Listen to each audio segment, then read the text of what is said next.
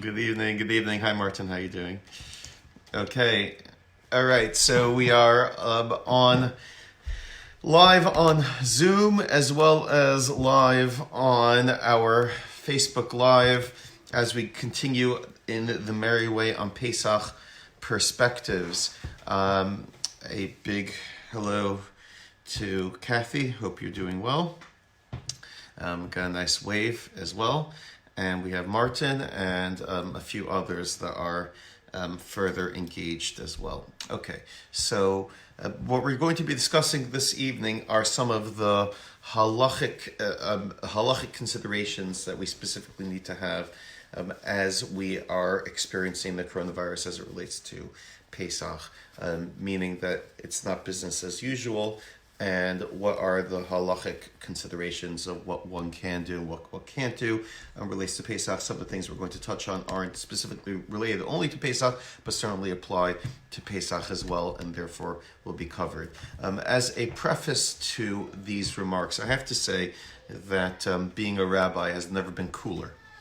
And the reason why I bring that up is because you could go through quite dry spells as a rabbi when you don't have anything particularly juicy that you need to engage with and to sink your teeth into. This crisis is certainly not one of those times, and it's really pooled together in many ways so many different resources for the wider community, but for Rabbanim it's been quite exceptional, where we've had access to some of the greatest rabbis who have given so much of their time in open forums where questions and related issues have been shared, and it's been a beautiful thing to see. Each day this past week and then beginning this week, yesterday and today as well, having these great Zoom sessions with 100 rabbis on there, and these are all big people, and they're being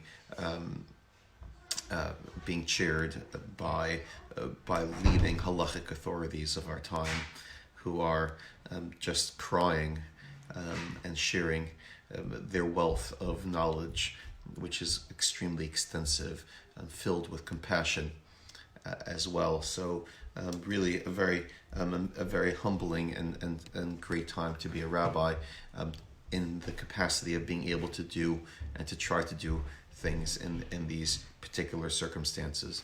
So those are the areas that we're going to be covering as we cover some ground. What are some of those considerations which need to be looked at in these particular times? The first one is Tevilas Kalim. Tevilas Kalim, I'm not sure if it's been covered already, but certainly something which is quite important, especially considering a lot of people are making. Mike, just can I ask you, is Tovel and Kalim something new things that you buy, something that we've really discussed until now? Because I want to make sure that we're covering new ground. Has that been covered yet? I can't hear you. Okay, fine. So good. I'll have to bring it up. I'm really critical. So, Tevilas Kalim. The introduction is quite important to this. In order for one to use new utensils, which are for the purposes of food-related things, such as cutlery, such as dishes, such as saucepans, such as glasses, such as peelers, and all those different types of things. When you purchase them, they need to go into a mikvah. And the reason why is a rabbinical ordinance which says that in order for a keli to be kosher to be used, it first has to be dipped.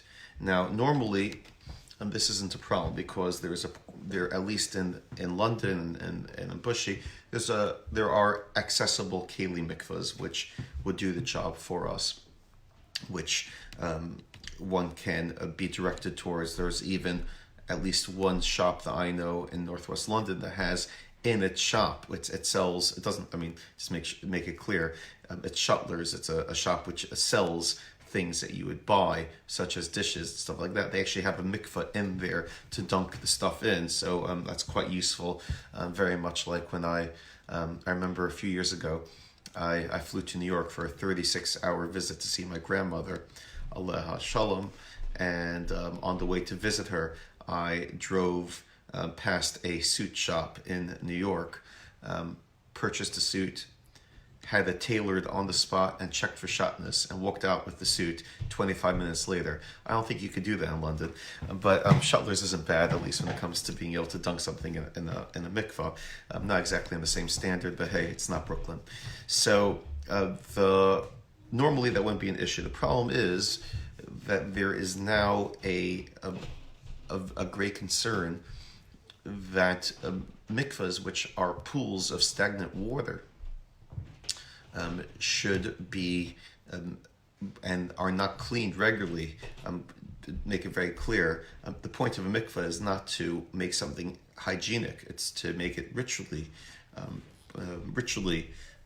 prepared, and therefore there's a consideration that maybe people who have used it or vessels that come in contact with it might have had the virus, and as a result of that, they they're worried about mikvahs being used, and this is a great problem. Now, Bushy, we have a keli mikvah, which we have used. Not many people know about it, but it's definitely accessible. The problem is that we took the same guidance, and we've emptied the mikvah out now, and are in the process of having it cleaned and waiting for it to rain. So, if any of you are going to moan about any rain coming, well, until the rain comes, we're not going to have a keli mikvah that we're going to be able to use. So let's all do the rain dance together, or alternatively just say Mashiach Ruachim or the Gashem, whichever faith you happen to believe in. That would be absolutely fine.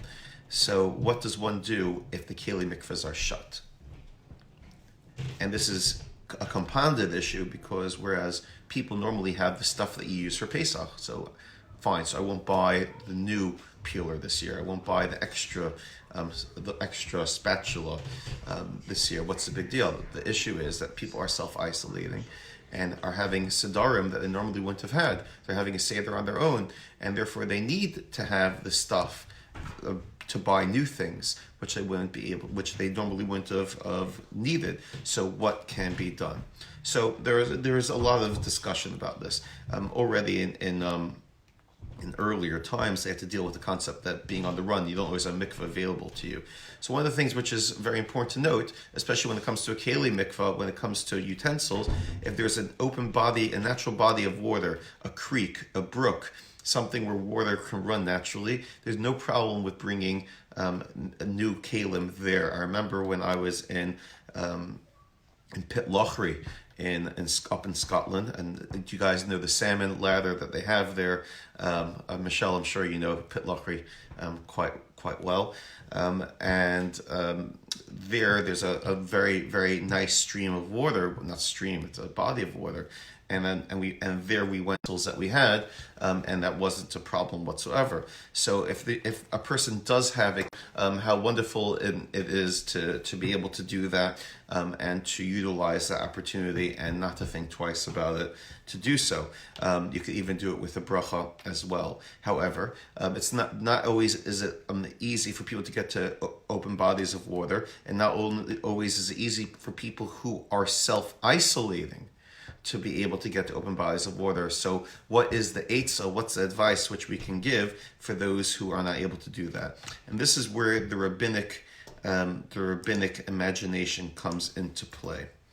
And the consideration is as follows. There are two ways that you can use a utensil which has not been toveled. And those two ways are effectively not owning it. If you could find a way of not owning the thing which you are using, then you are able to still use it, because the law is, it's not that the saucepan is treif, it's that it's treif to you as long as you own it and it hasn't gone to the mikvah. Should I say that again? There's nothing non-kosher about the saucepan. It's just that we have an obligation to only use saucepans that we own once they go to the mikvah. So if you buy something, you then have to find a way of making it not yours anymore. So how do you do that? There are two ways of doing it. The first way of doing it is like you would do on before Pesach when it comes to your chametz. You sell, just like you sell your chametz, you also now to sell your saucepans and your dishes to a non-Jew. And by doing that, then the non-Jew owns your peeler, owns your spatula, owns your saucepan, owns your carving knife, and therefore you don't have to worry about it being non-tovel, because a non-Jew doesn't have to tovel their utensils. Only Jews have to tovel theirs. So I bet you're wondering, how in the world are you going to bequeath to a non-Jew your utensils? I thought you'd never ask. The idea which has come through the Federation of Synagogues, they have a online form that you can fill out, which will, by the close of any given day, be a mechanism for you to bequeath your items to a non-Jew who will be purchasing them at the conclusion of every day. So that means you buy something in Home Needs, you buy something in B&Q, you buy something in, come on, help me out here. I'm sure there are other places where you can actually buy things. Does John Lewis still exist? Is it still in business? Not sure.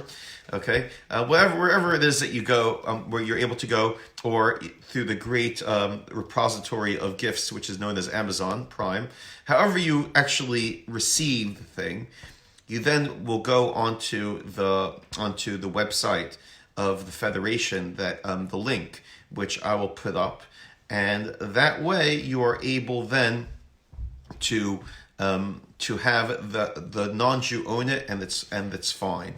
There is another eitzah, another idea as well that one can do if one doesn't want to go down that route, and the other one is to make a declaration, and the declaration is very similar to the declaration which is done Erev Pesach, before Pesach, when you stand up and you say in front of your family that all my chametz is null and void, it's like dust of the earth, it's not owned by me whatsoever. So similarly, you're going to do it when it comes to your dishes and your other items. You send out, you make a group, a WhatsApp broadcast, or a group WhatsApp, or do an email, or do a phone call, or just say to people outside your family, 3 individuals, and say, you see this saucepan which has just been purchased, I hereby, you are my halachic witnesses, that I hereby make it ownerless, and I know it's no longer owned by me.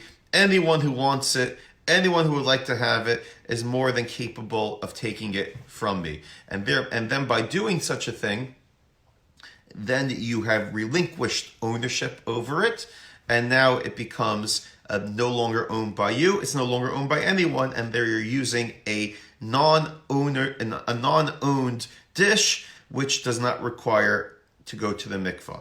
Now, these are both methods which are not the preferred way of using dishes, as you can imagine. Obviously, going to the keli mikvah or to a running body of water is the preferred way of doing it.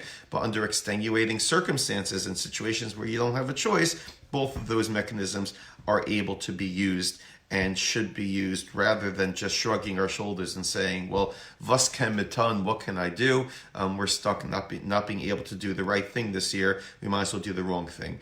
As long as we could try to find the right way of doing something, that's certainly something that we want to shoot for, as long as it is possible. So towards the end of the shir, if I'm able to locate it, I will send over the link for the Federation's guidelines of being able to use their mechanism for it to be bequeathed to a non-Jew. And then you have either that option or the option of announcing it that it is going to be that's going to be ownerless, and either way it's going to be an acceptable method of getting your stuff koshered for Pesach. The next thing which we would consider is an issue is the fast of the firstborns. Now, for those of you who are not a bechor, this might not be significant. However, if you are a firstborn, then the halacha is, on Erev Pesach, one is not able to eat. It's a fast day until you hear a siyum being recited. And hearing a siyum being recited is really something which is an integral minhag, an integral custom, which is connected to going into Pesach. So what does one do when one is stuck with not being able to go to a siyum, to go to a concluding learning session, which normally takes place at the end of shul, at the end of Shachris, on Erev Pesach, on the eve, the morning before Pesach, the morning before Seder night. What is one able to do? So this is a once again a discussion which is not new. I remember when a few years ago, maybe 5 years ago, I was in Israel for Pesach, and we had a similar situation where, for whatever reason, we weren't able to get to a minyan. Can a virtual siyum work for the Tanis Bachoros to fulfill the obligation of hearing a piece of Torah being completed, so that if you're a firstborn, you're able to eat? The Rev Henkin, among other halachic authorities, already ruled 2 or 3 generations ago that there is absolutely nothing wrong with virtually listening in to a siyum.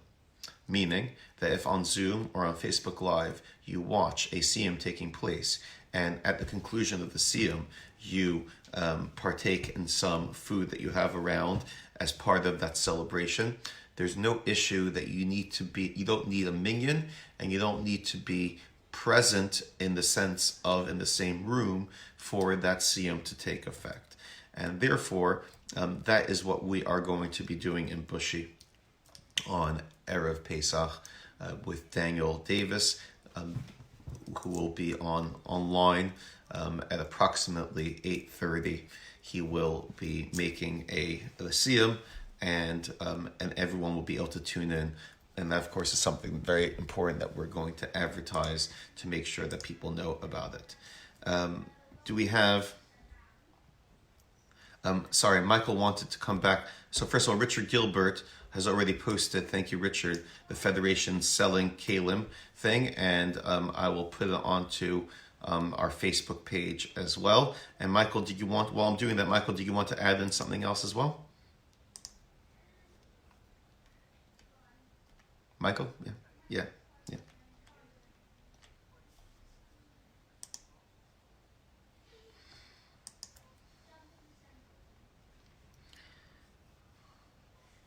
Yeah.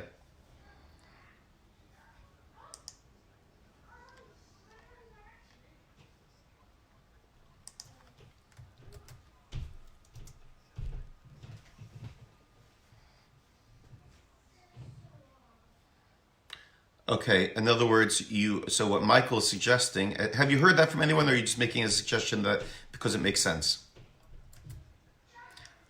Yeah, so what Michael's suggesting is that basically you are doing a provisional purchase. The provisional purchase that you are saying that you want to have the item, but only if later on you decide to. So you're kind of borrowing it until until you can get to a mikvah where you're able to tovel. Is that correct? Is that what you're saying? Yeah, I don't know of a department store that would do that, but obviously, if you could have a non-used, I mean, I once heard this is really interesting, nothing to do with Pesach or anything else. You know, you have these some of these cottages that these holiday called cottages. Apparently, every couple of months, or maybe a little longer than that, they dispose of their dishes and everything. And the more upper class ones, and they put new ones in just to make sure everything is in good nick, which is what you pay for. So obviously, even though you're self catering, you want the dishes and everything to be all clean. There's nothing wrong with going and requesting and saying, if you're renting a cottage, were you planning on? You can ask them on exchanging the dishes for new ones. I sure would like if you could do that before I arrive because of my dietary requirements. And if they do that, and you walk in there and you have all brand new dishes, then they're all kosher. You don't need to say because they've been in a home that you haven't inspected. If they're brand new, they're brand new. So if one is able to get brand new dishes that don't belong to you and to use them, then by all means, of course, that's a very good option and good way of doing it. The reality is that most people are not in such a privileged position to be able to do that. But of course, if one is able to, then certainly one should. Okay, so thank you for that. Both appreciated. Okay, so once again, 8:30 we would have the siyum. However, what happens if that's not going to work? What happens if a person does not have the digital means, the virtual means of being able to tune into a siyum? They don't. They are in self-isolation and they don't have access to it. It's beyond them, etc., etc. Once again, should we say that you just have to deal with the fact that you don't have a siyum? And in actual fact, you can. You can say that because the fast day these days is not as severe as it used to be, if one can pledge charity, tzedakah, in place of fasting for the tainus bechoros, for the fast of the firstborn, that is also an acceptable alternative. Meaning, if a person is not going to be able to hear a siyum in any capacity, and as well, they will not be able to, and they shouldn't be fasting, then pledging or giving tzedakah in its place is absolutely acceptable to do as well. If you're going to ask me how much money, it should be a donation in which you feel you've given a donation. So that's not £1, but it doesn't have to be £100. It's something that you feel that you've given something. You could decide how much that is based upon your financial circumstance that you find yourself in. So that is just something very, very important to take into account. Now, one of the things which is discussed, and this is quite a critical one as well, is what to do with with buying extra chametz before Pesach because a person's worried about shortages, or alternatively, doing a Tesco order to be delivered after Pesach, or Sainsbury's or Ocado or whatever it might be for afterwards. And both of these things are matters that need to be addressed. So selling chametz has already been discussed, and I'm sure will continue to be discussed. If you haven't signed up yet to sell chametz, then please do so with our online mechanism. It's so easy and so necessary to make sure that's done in order to fulfill the mitzvah. Not mitzvah, nor that you shouldn't have any prohibition of owing chametz on Pesach. So, thank you, Michael. But does that mean if you're selling chametz anyway that you can also buy additional chametz, extra packets of pasta? I'm not talking about hoarding. I'm not talking about stockpiling. I'm just talking about, instead of normally what we would do is to get rid of our stock of chametz, which is a normal pattern. Over here, we're doing the opposite. We're maintaining the levels that as soon as Pesach has finished, we have food that we can eat without having to run to the shop. Is that acceptable to buy food that you intentionally know you're going to have to sell before Pesach comes in? So the halacha is that is absolutely fine. There is no issue with buying more chametz in order that you would have to sell it under the circumstances. That is absolutely acceptable to be done. That is extremely different than paying for and ordering already a delivery to come afterwards. You see, if you have a slot to receive chametz goods after Pesach, you can't sell that stuff because it's not in your possession yet. But on the other hand, because you've given your credit card information and you've paid for, and you've whatever paid for means in that circumstance, then you would not be able to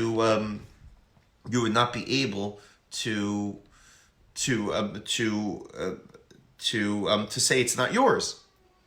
and therefore you're really stuck. Now, yes.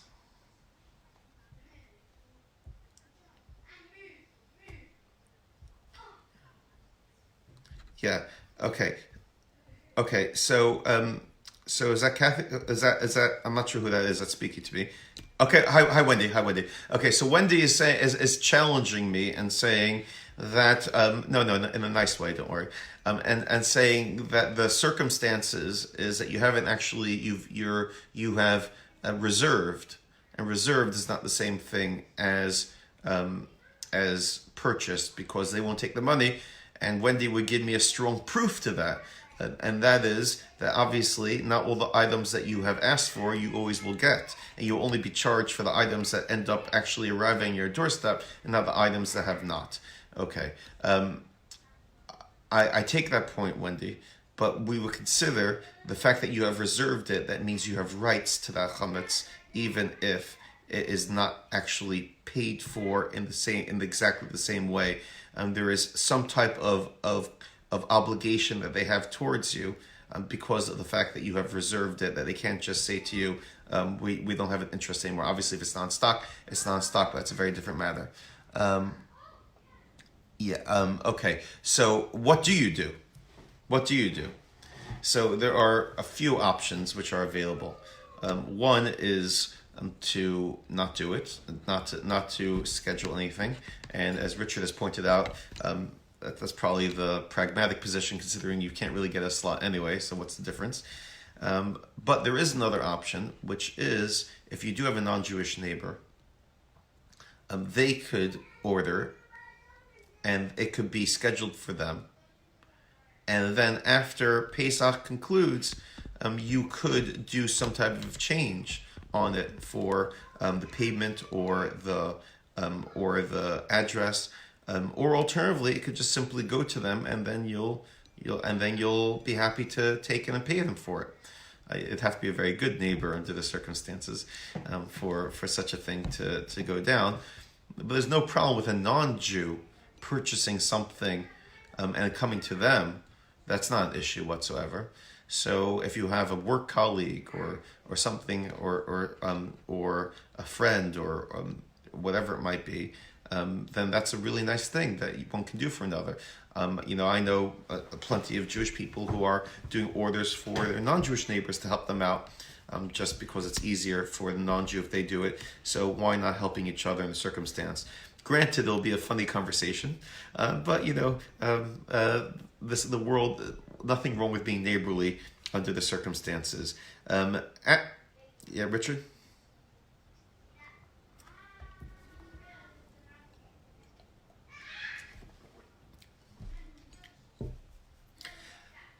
Okay, so let me clarify because Richard points something out. I am talking about doing an online order in which you have chametz gamor, which means actual chametz being ordered. If you're ordering kitniot, rice, ordering corn, ordering beans, ordering peanuts, not in your house, Richard, I grant you. But ordering anything which is not actual chametz, then of course you can schedule and you can order it. You can own that stuff on Pesach as well. There's no prohibition of owning anything non-chametz unless it's chametz. Those are the only rules, and therefore, of course, feel free to order plenty of stuff. Just don't order pasta or crackers or anything else which would fall into actual chametz, which would be a problem. Ashley has asked me a question about factoring in the value of the sale of chametz. He asked it a little while ago. Whatever you order needs to be, or whatever is in your possession needs to be included in the estimated value when you sell your chametz. It doesn't have to be an exact number. I couldn't possibly tell you how much money in whiskey I have underneath me right at this moment in time, but I could take a good guess, at least based upon emotional value, which is priceless, I think. Are there any other questions? Because we've run through the Pesach perspectives and want to make sure that anyone else has any last questions before we conclude the session.